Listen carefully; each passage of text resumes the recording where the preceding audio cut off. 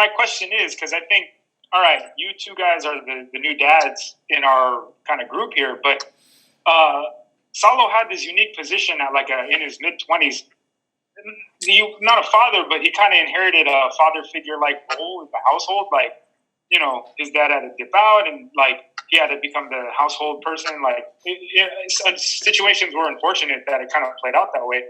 And he's known his nephew at that young age to see him come to adulthood. I'm kind of at that same place. That's why I'm not asking any questions. It's just kind of what is that experience like? Because, I love my nephew. I love my nephew, and his father is a nice enough guy. He fucks up a lot. I look at his father as he's a child too. I'm not trying to say bad shit about anybody. He just maybe needs to grow up a little bit, mature more, and it makes me go, well, for the father figures in his life don't grow up, and it kind of makes me feel like I need to grow up. I have to take hold of my maturity, and if maybe other people in his life aren't, then maybe someone in his life has some sort of influence on how he grows up. You know what I mean? It was a lot of awareness in those moments, watching him he's only 5, and he's just soaking everything up.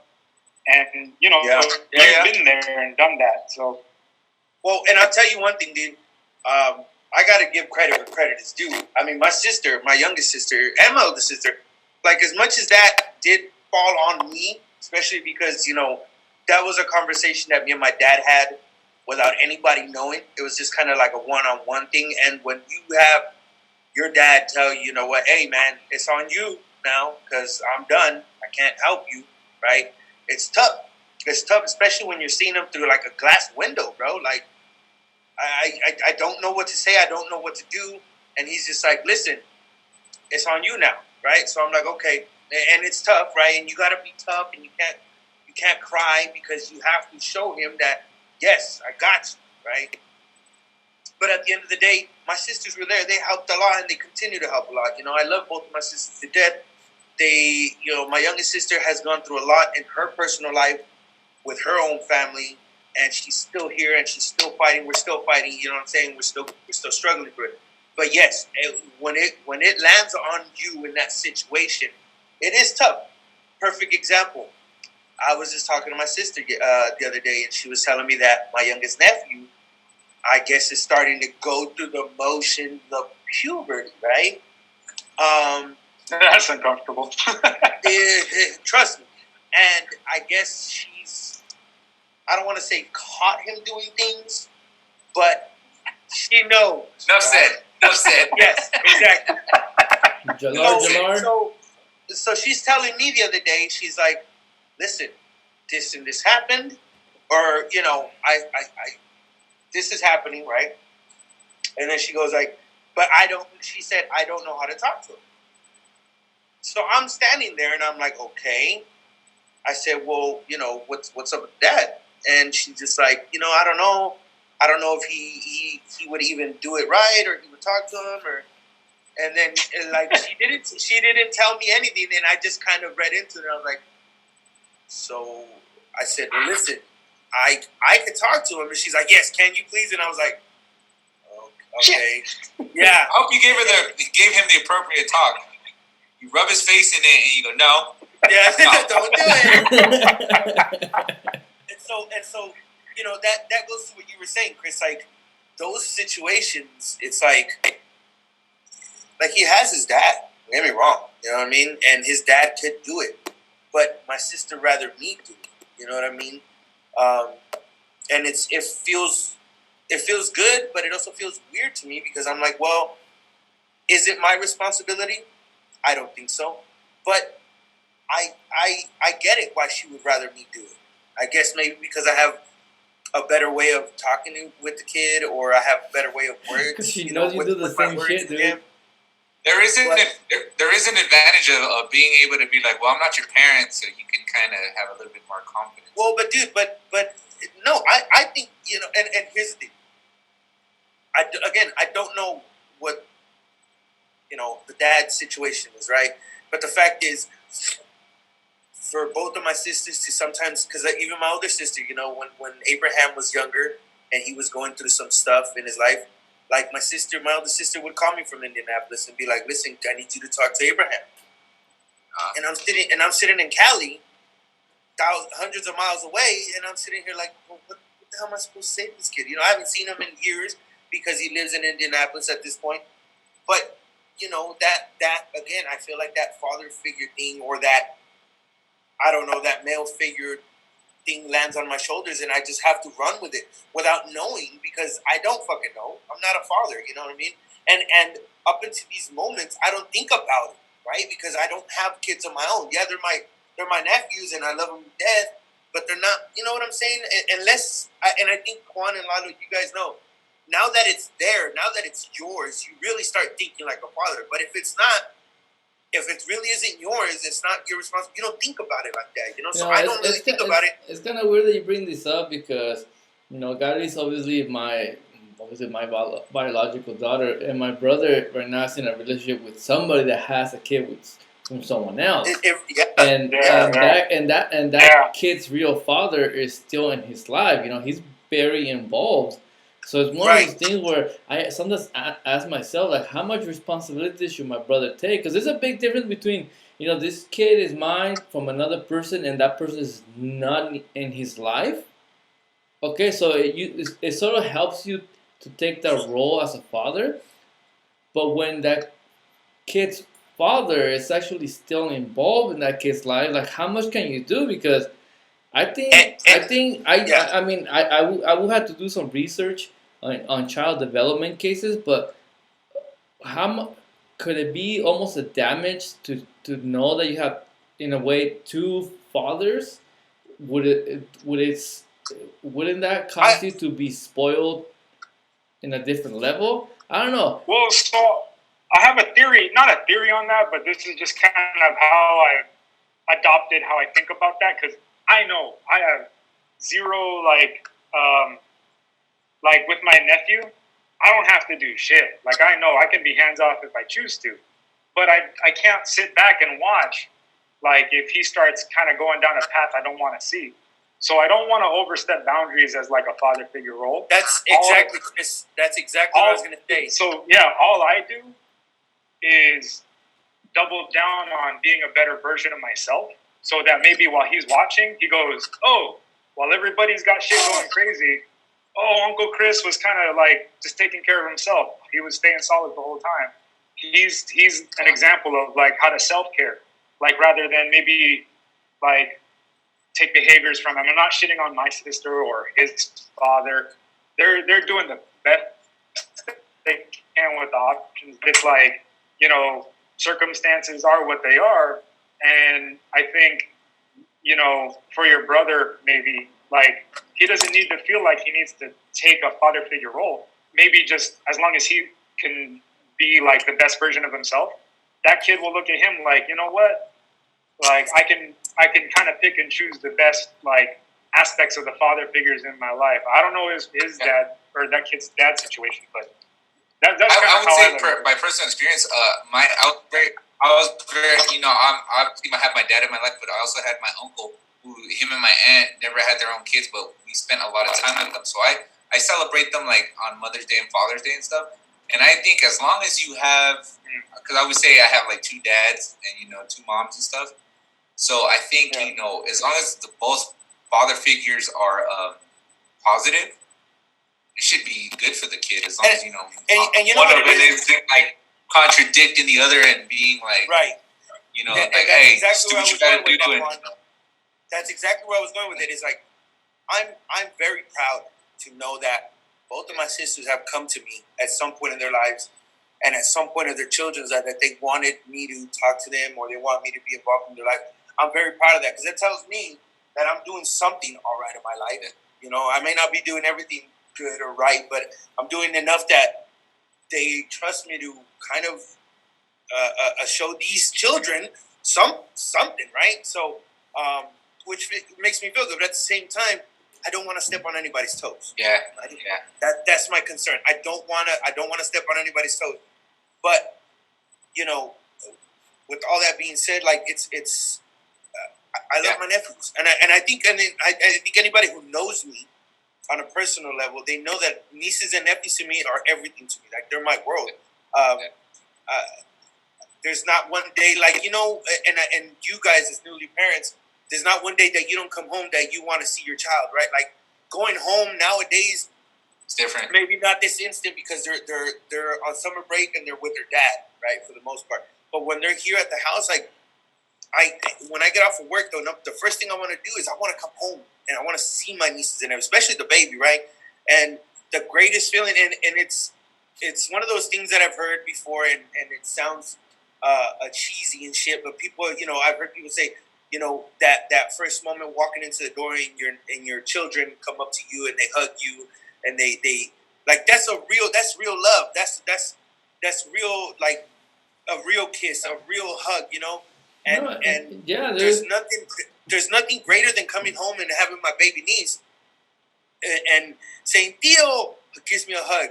Like you know what I mean? Like I don't.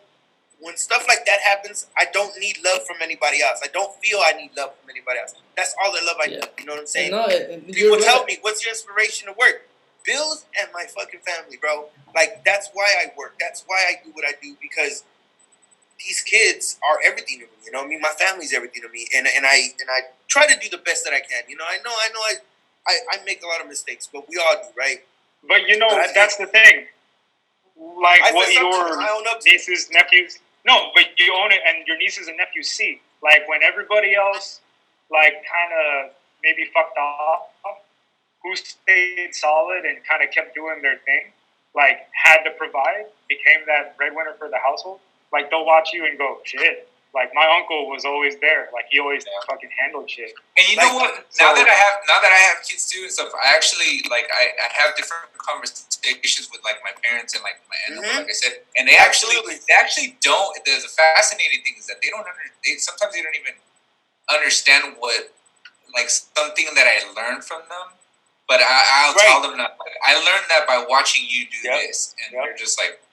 They're like, it's like the last thing they fucking thought of. Like, they didn't even have that in their head. It's just like, I learned that because of you. Because I remember this Juan, that shit, the same shit gonna happen to us when our daughters are like married. They're gonna be like, I learned. That also puts a little bit of more pressure too. Because you're just like, of course you always want to be the best version of yourself and stuff. But you're like, you're always watching. They're always watching now. You know. You know what's funny?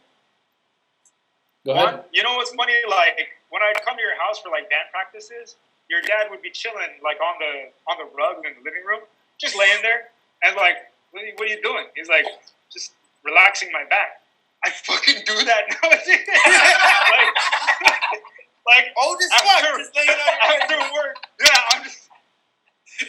You forgot the second part. Who are you and what are you doing in my house?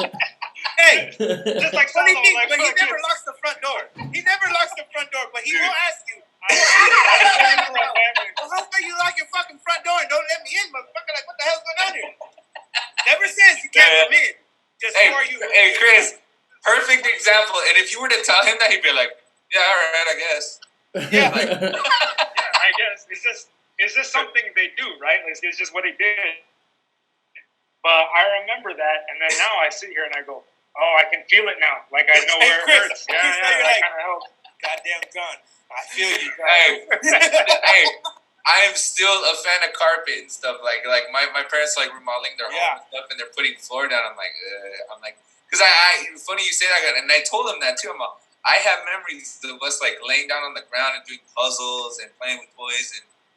Just hang out, just fucking, in the living room, just fucking. Why y'all think I'm a big wrestling fan? My dad used to pile drive my ass on. Yeah, little shit like that. And it's like now that I think now and stuff, because like I want the baby to have the same experience and stuff. I'm like, you guys are gonna throw down hardwood floors, and it's just so uninviting in that sense of, I think honestly, roll around in the fucking. I think because, honestly, at my house, I'm the only one that still has carpet.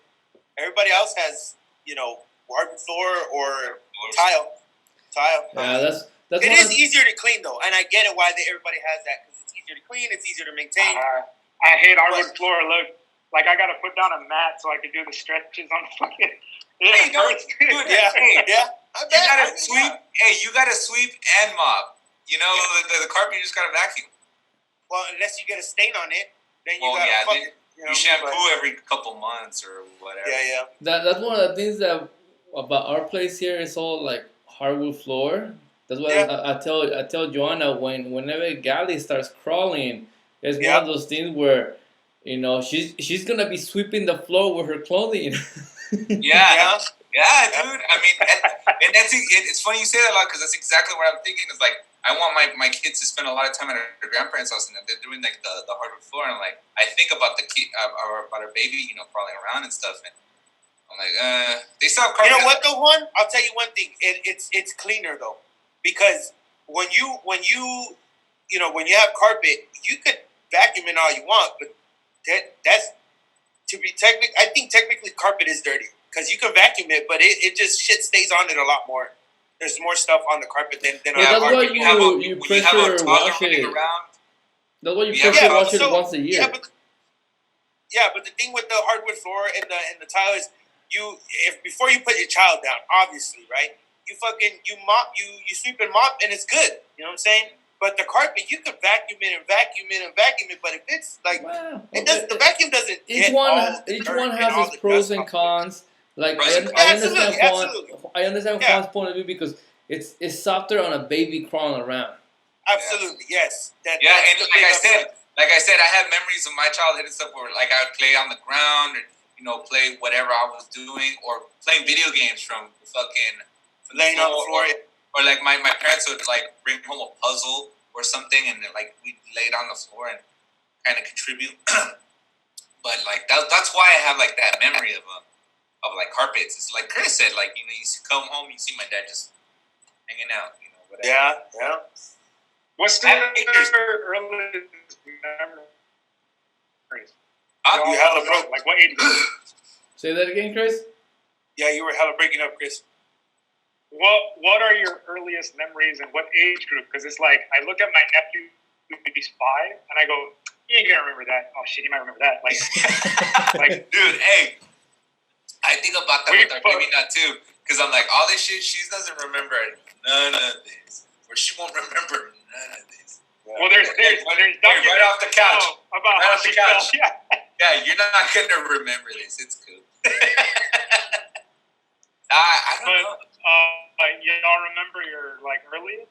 Lalo, do you remember your earliest memory? My earliest memory that I can remember is because for about a year and a half we actually lived in Montreal, Canada. Really? What? I don't remember being over there, but I remember the night that we got back.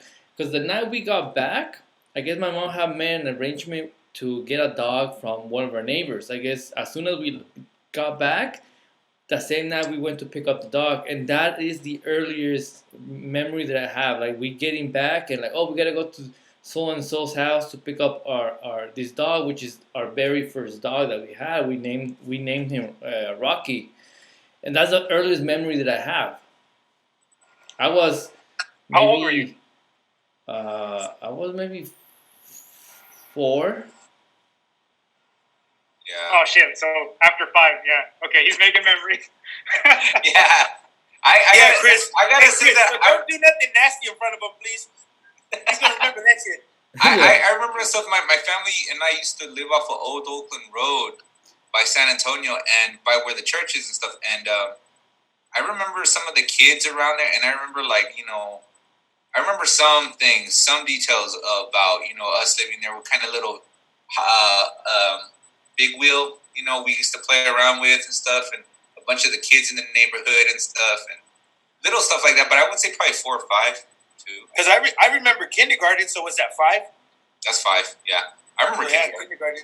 Because I remember we used to live in Churches Drive, Rancho Verde. I remember playing hide and go seek over there and playing Smear the Queer. Damn, you never got lost. I mean, same size he is now. Huh? Same size he is now. I was a big motherfucker then too. So best believe, dude. Yeah, I 5 I think is the furthest back. Yeah. It's weird. You know what's funny? It's weird because I still till today not a lot, but I still have dreams of Checkers Drive, of like Checkers Drive? that apartment, Dude, the area. they hella fixed them up.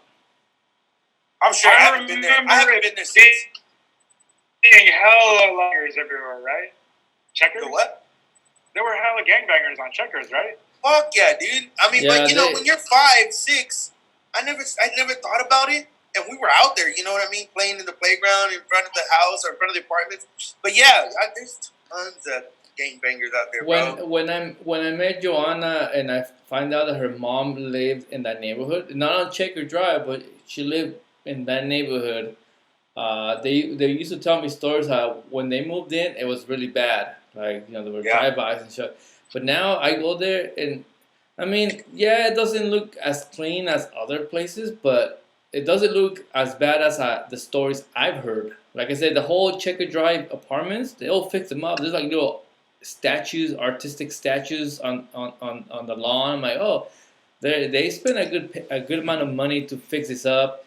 They put some art statues, so I'm pretty sure it looks way different than what Salo remembers it. Oh, dude, I guarantee you, it's way different than what I remember. But you know, I remember when I was like I said, I remember we used to play hide and go seek. You know, but it was, you know, I mean, as a kid, I guess maybe at that age, I was not, you know, I didn't pay attention to that stuff.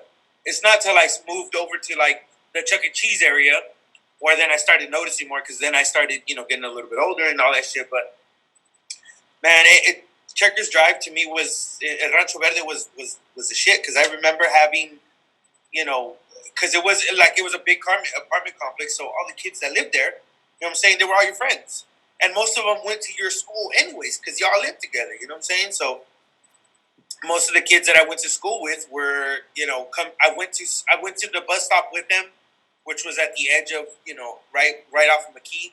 And then we walked back home from, you know, we take the bus and the school bus. And then at school, I was with them all day. So these were friends that I spent with, you know, all day. You know what I'm saying? And then get home, do your homework, and you go outside and you see them again. Like, I mean, I get it now why my parents didn't like it there, because their apartments, it's crowded. It's, you know, parking was always bad. You know what I'm saying? But as a kid, it was like, fuck, this is great. It doesn't get any better than this. You know what I mean? But you know, that was the earliest memories I could have, was like 5 years old, that I could remember. So yeah, I Chris, remember that place so much. now You know he's why I remember starting. that place huh? Chris, so now your nephew's, yeah, he's gonna remember this shit. So just think about Look it at him from thinking. now on. Look at him thinking. The shit you say, the shit you do, he's watching and recording. Mind your P's and Q's and all that. Mind your P's and Q's, sir, because he's gonna remember that shit. You know what I'm saying? Like I said, you're teaching him stuff right now. I remember from you. Yeah, it's gonna be a trip. It's gonna be a trip, especially if he's all grown up. And hopefully he's on the right path and he's got, you know, good memories. Well, what I would say to you, Chris, is that since he's actually, you know, he's your nephew, you ever see him taking like the wrong path or start to take the wrong path, don't hesitate to say anything. Yeah. There's a reason they say it takes a village, right? I wouldn't hesitate. Totally, it takes a village. Like, I don't want to. I think I know maybe how families will take a bias and they'll try to, like, our family's right, your family's wrong. Like when people separate, like in a divorce or something. But I always make a point to ask him, like, because he spends his weekends with his dad. I go, oh, cool. Like, you and your dad had a good time, yeah? Like, I want to make sure, like, he knows there's no hatred or animosity, at least from my end. Like, maybe his parents don't get along, but at least, like, because there was some weird times where I guess he didn't get to see his dad a lot, and he needed that proxy for father figure. So he would call my dad, like grandpa, he would call his grandpa dad. Or he said it to me once, and I was like, no. Like, he kind of caught himself too, and he's like, at the time, 3 or 4. And it's funny to see the brain cycle. Like, even he was like, fuck, error. No. Uncle, Error. uncle. Yeah. Hey, Chris, did I ever tell you that I know, I guess, that your nephew's dad's family, they're vendors at the flea market. Really? Yes. So And I'm not trying to talk bad, but I know. Like, well, whatever you gotta go through. yeah, so I kind of know some stories, and this comes from, I guess in this case, is his grandma's point of view. Yeah. So I've heard some of the And, stories, and you know, and, whenever because there's. and like, Go ahead. no, it's like I try to look at it from if everyone's a child, like we're all just broken children too.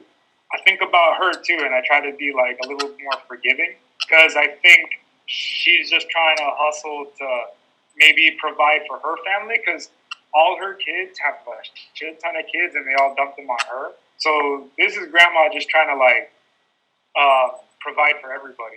Yeah, and like, I get that from the lady because I've known the lady, the grandma, for a long time. She's a very nice lady.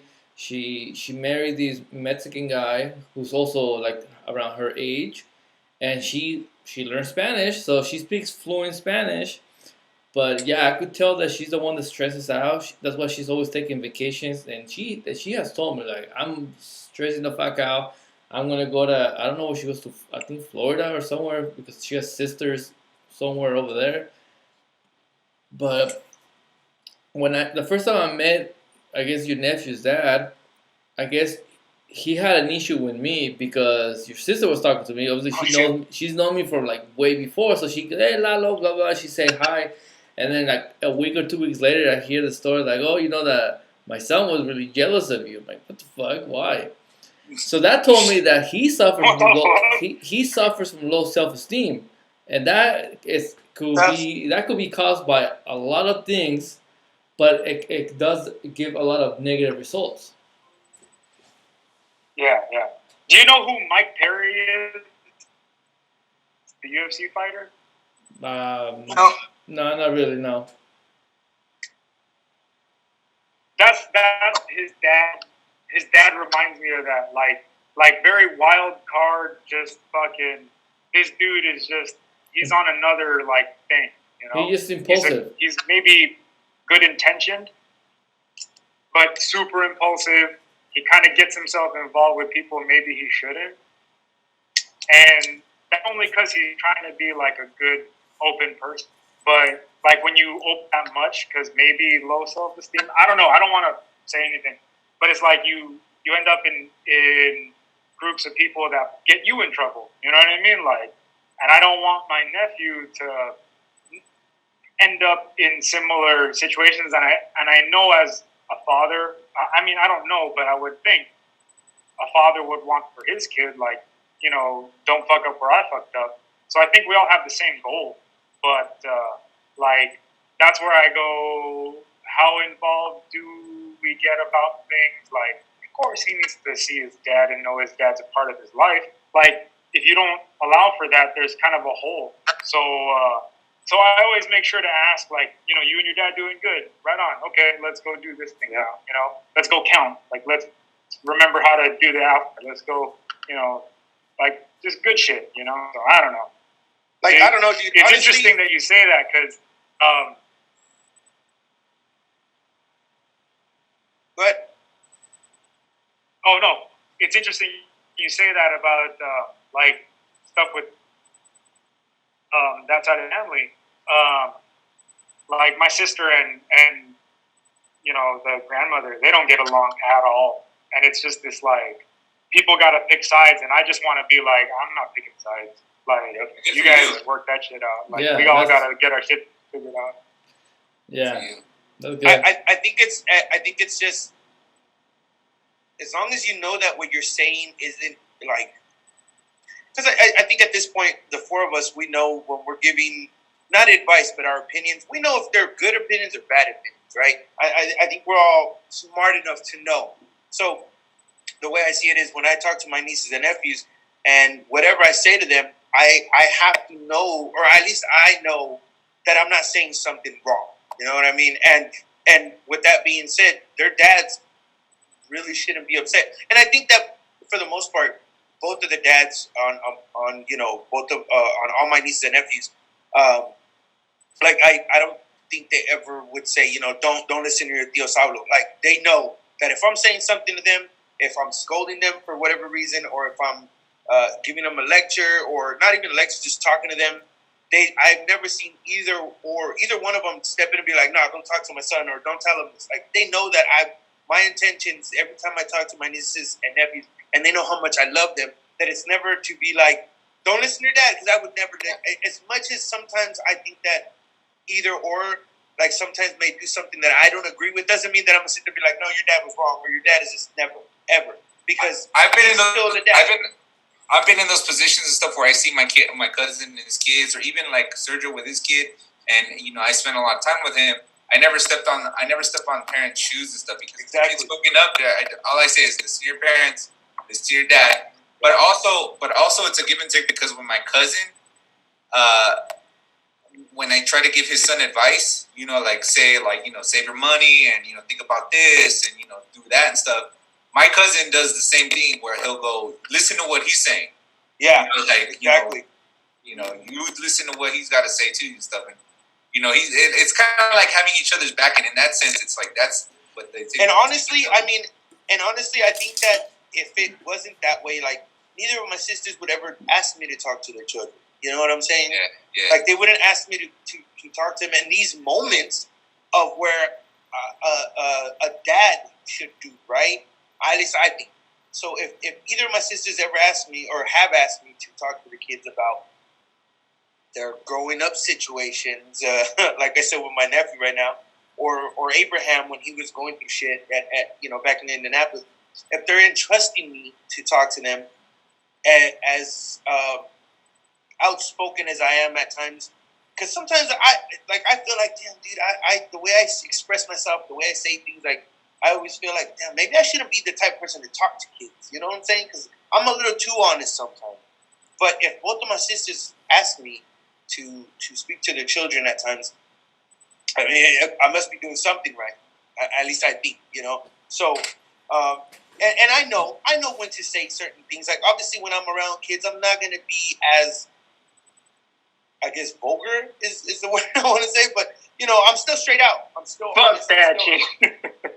Yeah, I mean, no, don't get me wrong. I still cuss in front of them, but when it's a certain situation and a certain conversation that I'm having with them, I try to be as, because I'll tell you, till today, I'm still trying to figure out how I'm gonna have this conversation with this little motherfucker. I don't know what I'm gonna say to him. I'm trying to figure out where the fuck am I gonna take him? How am I gonna break the ice about this shit? I don't fucking know. Like I told my sister, I was like, I don't know how I'm gonna do it. But I'm gonna do it. When in You just tell